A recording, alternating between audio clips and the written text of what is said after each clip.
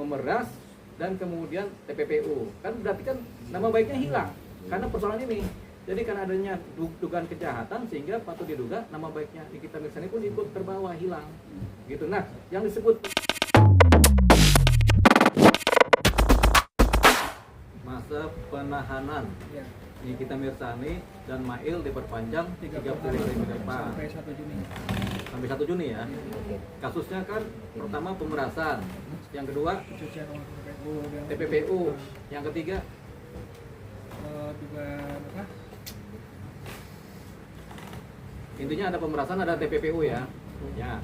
Jadi sebenarnya dalam hukum itu, hukum acara pidana ya, itu ada pengecualian terhadap kasus TPPU. Jadi kalau kasus-kasus pada umumnya masa penahanan di pihak kepolisian itu 60 hari, 20 hari plus 40 hari perpanjangan. Tapi kalau kasus TPPU atau kasus yang masa hukumannya lebih dari 9 tahun, itu di hukum acara pidana diatur pengecualiannya, yaitu boleh diperpanjang, yaitu selama 2 kali 30 hari lagi. Jadi 60 hari plus 60 hari. Jadi 20 hari, 40 hari, baru karena kasusnya di atas 9 tahun ancaman hukumannya menjadi 30 hari plus 30 hari. Nah, perbedaannya di mana? Kalau 20 hari adalah kewenangan penyidik polisi. Tambah 40 hari itu harus ada surat persetujuan atau surat oke lah dari si ini penuntut umum, dari jaksa.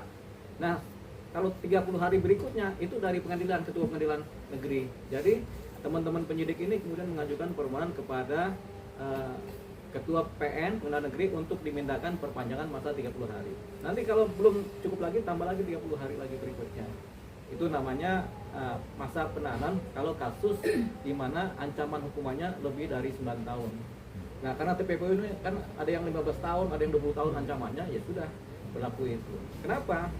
Karena pada umumnya kasus TPPU itu agak rumit pembuktiannya. Harus ada aliran uang yang kemudian bisa dibuktikan transferannya atau tanda tangan kwitansinya. Terus siapa yang menerimanya itu juga harus dibuktikan. Itu turut serta melakukan TPPU kan. Jadi itu dia. Jadi wajar seorang Nikita Mirzani dan Mail karena perkaranya adalah dugaan tindak pidana pemerasan dan TPPU. Jadi ada perpanjangan masa penahanan. Biasanya berapa lama sih Bang maksimal penahanannya Bang?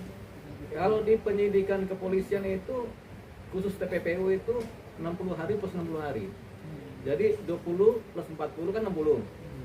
Plus 60 hari lagi tapi dibagi dua, 30 hari masa perpanjangan pertama atas persetujuan dari ketua pengadilan negeri dan 30 hari lagi masa perpanjangan berikutnya. Setelah itu kalau memang belum terbukti atau kemudian jaksa belum bisa P21, mereka harus dilepaskan. Berarti ada kemungkinan untuk bebas? Ya, kemungkinannya ada, tapi biasanya kalau seseorang sudah ditahan, berarti sudah ada bukti yang cukup untuk memidanakan atau memproses sampai persidangan. Jadi baik Nikita Mirzani maupun Mail ketika mereka sudah ditahan, berarti sudah ada bukti permulaan yang cukup sehingga mereka tampaknya harus ikut sidang. Ini banyak yang meragukan Bang ketika ini kan sudah bukti, sudah ada berkas juga hampir lengkap, tapi masih berlarut-larut Bang untuk pemindahan dari NM dan Mail ke kejaksaan Bang. Melihatnya seperti apa Bang? Ya memang kalau proses TPPU itu panjang. Bahkan sudah keluar masa penahanan selesai pun 120 hari itu masih diproses lagi. Kenapa? Karena terkait dengan aliran uang, aliran harta yang berpindah tangan itu kan agak panjang, makanya dibutuhkan waktu yang lebih luas. Yang jelas ini tidak melanggar hukum acara pidana karena diatur dalam hukum acara pidana mengenai yang begini-begini. Kan mengenai masa penahanan, mengenai status penahanan itu kan diatur dari pasal 20 sampai pasal 30-an KUHP itu ada. Nah, salah satu pasal menyatakan ini bisa diperpanjang masa penahanan dan ini tidak kemudian melanggar hukum, gitu, sesuai dengan prosedur hukum. Ini kan pertanyaannya kan kemarin kan rumah yang awal beredar itu kan LP-nya itu pemerasan. Oh ini di situ. Iya kan ada jungtonya, pemerasan, jungto, TPPU. Jadi ada 2 atau 3 pasal yang dikenakan, yaitu salah satunya pemerasan berikutnya adalah TPPU. Nah, kalau pemerasan saja ini kemungkinan 60 hari lepas.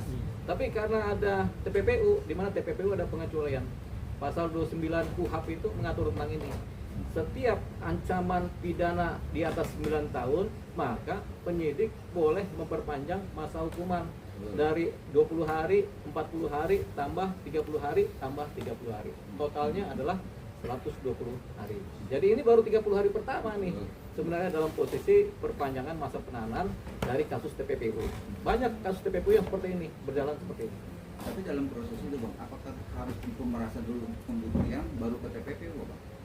Ya sama kayak penipuan dulu baru atau penggelapan dulu baru TPPU. Karena penipuan, penggelapan dulu uangnya atau hartanya berpindah. Setelah itu hartanya kan disebar. Diambil siapa, atau ditransfer ke siapa. Nah, TPPU ini biasanya selalu kemudian. Setiap perkara yang terkait dengan pemerasan atau penipuan atau penggelapan, kalau ada TPPU-nya, TPPU pasti yang belakangan di prosesnya. Karena ini Anda sudah menipu, uangnya mana? Oh, saya transfer ke si ini, begitu. Dikasihlah pasal TPPU untuk menyidik persoalan pencucian uangnya. Sama kayak kasus pemerasan. Anda sudah memeras, uangnya kemana? Oh, uangnya ke sini, saya transfer. Nah, itulah dikejar bagaimana transfernya, bukti transfernya bagaimana, apakah diserahkan secara cash ataukah melalui transfer bank. Itu yang kemudian pembuktian. Nah, ini yang panjang. Nah, panjangnya ini kemudian oleh undang-undang diberikan hak pengecualian, yaitu penambahan masa penahanan hukuman. Tahanan. Jadi aku sebagai analis hukum atau advokat sendiri melihat kasusnya itu dari poin pemerasan itu udah dapat Bang. Ya, tentunya kalau udah sampai ke wilayah TPPU berarti poin pemerasannya sudah dapat.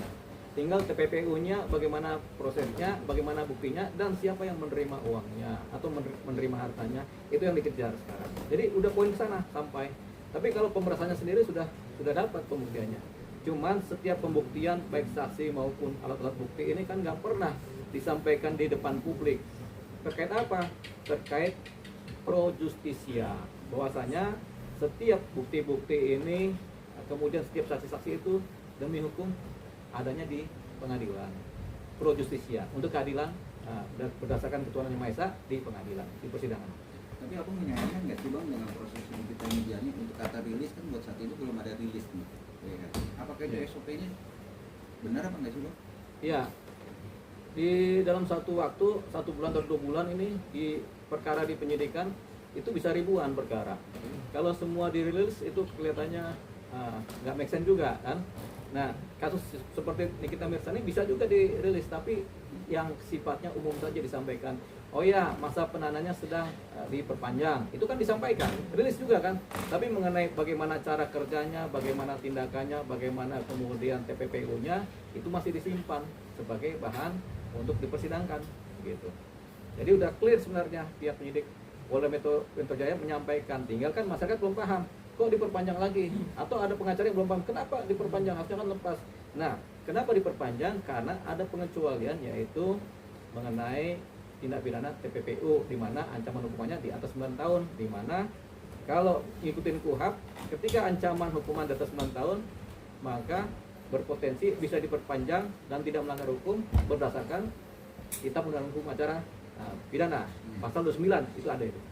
Bang, ini juga kan dari pihaknya dari kita menjadi juga melaporkan kalau nggak salah nih Bang soal audio atau percakapan soal masalah pemerasan itu bisa dilaporkan balik ya sih dalam tanda itu? Ya bisa, kalau itu mencemarkan seorang Nikita Mirzani. Jadi begini, setiap bukti-bukti yang bocor yang kemudian patut diduga mencemarkan seseorang, nama baiknya itu kemudian bisa dilaporkan orang yang merasa tercemar nama baiknya.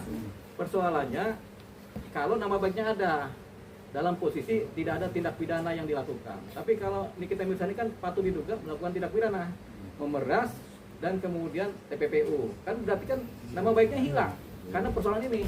Jadi karena adanya dugaan kejahatan sehingga patut diduga nama baiknya Nikita Mirzani pun ikut terbawa hilang. Gitu. Nah, yang disebut pencemaran nama baik adalah kalau seseorang itu ada nama baiknya. Tapi kalau seorang sudah patut diduga bersalah atau dia kemudian diduga melanggar hukum, kan otomatis nama baiknya terbawa. Tadinya nama baik menjadi nama kurang baik. Kan sekarang itu dulu kan. Walaupun ada asas praduga tidak bersalah kan. Tapi tadinya kita namanya baik, sekarang jadi namanya kurang baik. Nah, nama kurang baik ini sudah lepas dari posisi pencemaran nama baik.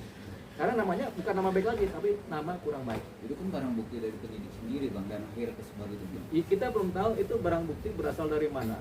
Karena bisa jadi dari orang per orang, atau dari seseorang yang mendapatkan bukti, atau dari luar malah pembuktian barang buktinya. Jadi nggak bisa kita duga-duga ini dari mana. Tapi jelas kita bisa tanya kepada siapa yang menyebarkan pertama kali, dari situlah mereka kemudian mendapatkan bocoran mengenai bukti-bukti tadi kan.